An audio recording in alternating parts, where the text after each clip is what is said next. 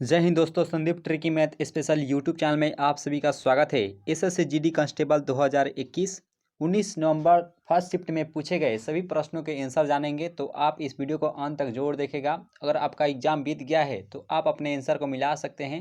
अगर आने वाले एग्जाम में आपका एग्जाम है तो आप इन प्रश्नों को देखकर तैयारी कर सकते हैं कि किस लेवल का प्रश्न आ रहा है। तो चलिए बारी बारी से देखते हैं प्रश्नों को। पूछा गया था कि ओजोन परत वायुमंडल के किस मंडल में पाया जाता है। तो ओजोन का सूत्र जो होता है वह O3 होता है और ओजोन दिवस 16 सितंबर को मनाया जाता है।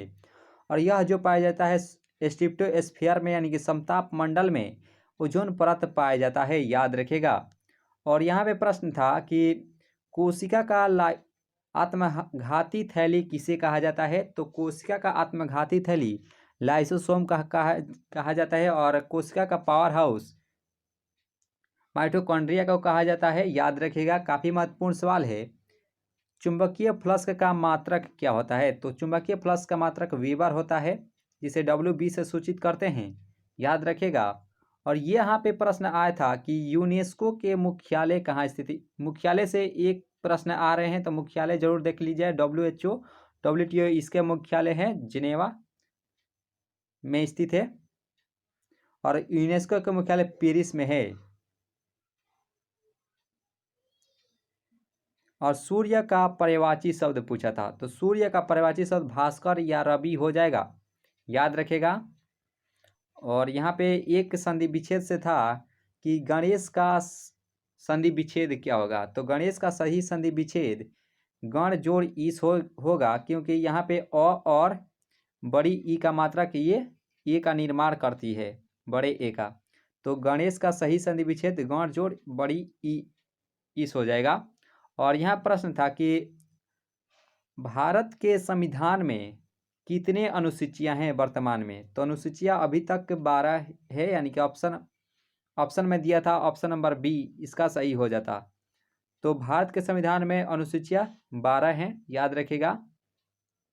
और यहाँ पे रीजनिंग से प्रश्न था कि विद्यालय, अध्यापक और छात्र, इसका चित्र कैसे बनेगा।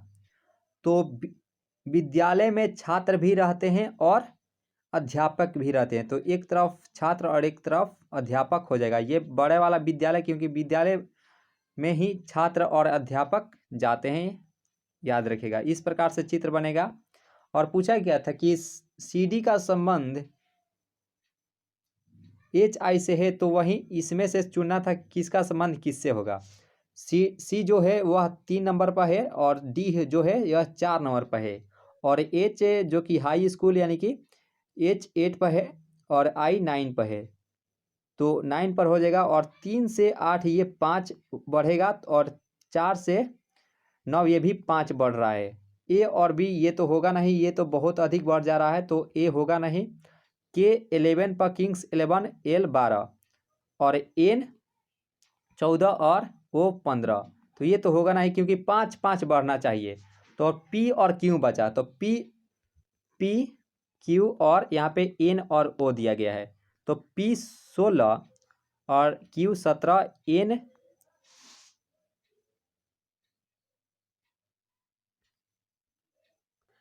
N Q ये भी NO ये भी नहीं होगा, लेकिन जो यहाँ पे एक ऑप्शन और था कि PQ और U भी, यहाँ पे P 16 और Q 17, U 21 और V 22 होता है। तो यहाँ पे 5 5 बढ़ रहा है, तो ऑप्शन नंबर जो D था ये सही हो जाता।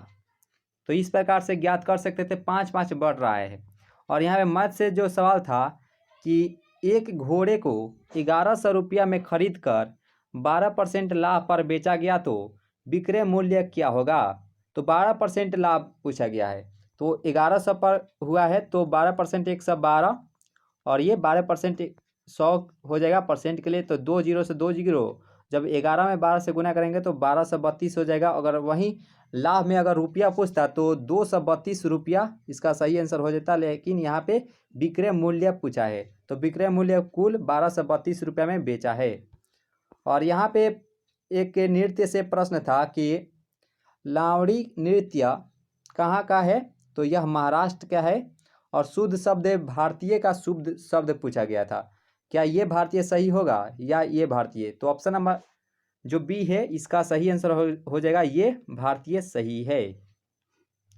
नेक्स्ट प्रश्न है, और यहाँ पे प्रश्न था कि दुधवा राष्ट्रीय उद्यान कहाँ स्थित है? तो दुधवा राष्ट्रीय उद्यान यह उत्तर प्रदेश में स्थित है। और वाल्मीकि राष्ट्रीय उद्यान पूछेगा आने वाले एग्जाम में तो वह बिहार में स्थित है, याद रखेगा। और ईद का चांद होना मुहावरे का अर्थ क्या होता है? तो बहुत दिनों बाद दिखाई देना ईद का चांद होने मुहावरे का सही अर्थ होता है। और आकाश का विलोम शब्द पूछा है, तो आकाश का विलोम शब्द पाताल होता है, याद रखेगा। और यहाँ पूछा गया था कि आँख का तारा होना मुहावरे का अर्थ क्या होता है? तो आँख का तारा होना मुहावरे का सही अर्थ हो जाएगा प्रिय होना, यानी कि सबसे अधिक प्रिय होना, याद रखेगा।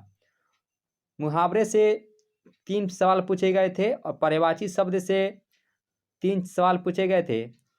इतना ही स्टूडेंटों के द्वारा बताया गया था। तो अगर इससे अधिक आपको मालूम होगा तो आप कमेंट बॉक्स में आप बता सकते हैं कि कौन कौन से प्रश्न और आए थे, तो आपके लिए वीडियो प्रोवाइड कर दिया जाएगा।